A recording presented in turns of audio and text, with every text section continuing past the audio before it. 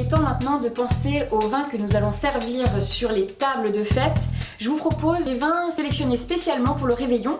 On va commencer avec des bulles très fines élégantes, la maison Paul Roger. Gros coup de cœur sur le rosé, millésimé 2006. Une robe légèrement mordorée. On a vraiment des notes de fruits secs. Un très grand champagne que je vous invite à déguster peut-être avec du canard. On peut travailler aussi un peu le poivre. J'adore le poivre rôti périphérie sur ce champagne. Son côté menthe va vraiment faire ressortir le fruit. On va poursuivre souvent sur les crustacés, pourquoi pas des noix de Saint-Jacques.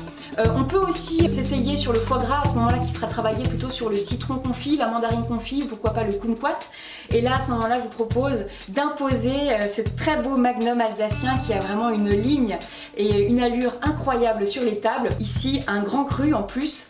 C'est le domaine Kirambourg qui nous propose ce grand cru Schlossberg, un Riesling qui va vraiment avoir cette typicité d'avoir des fins amers. Donc sur la finale, on va ressentir cette fine acidité, ce fruit confit, cet agrume très intense. On poursuit avec un autre magnum, cette fois-ci en rouge. J'ai choisi le Languedoc. Là, ça va être vraiment le moment de régaler tout le monde avec des notes de garrigue, des notes d'épices, des notes de fruits noirs intenses. Un vin assez structuré, assez puissant. Si vous avez envie de cuisiner du gibier au moment des fêtes, c'est vraiment la saison parfaite, faites-vous plaisir.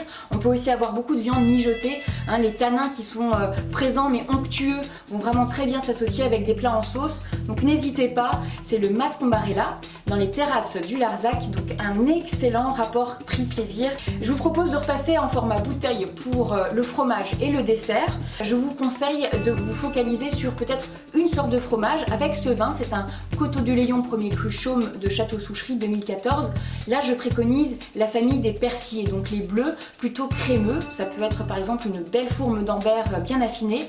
Et puis pour ceux qui sont moins amateurs de bleu, pourquoi pas un morbier avec ce vin qui a vraiment ces notes de pommes et de poire blettes, ces notes d'abricot et puis cette sucrosité qui est là enveloppante avec toujours cette belle finale bien dynamique et une fine acidité qui va vraiment réveiller les papilles.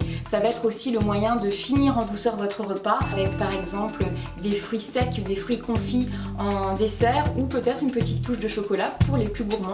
Voici donc cette sélection merveilleuse pour les fêtes de fin d'année et je vous propose de la retrouver sur le site sommelierparticulier.com.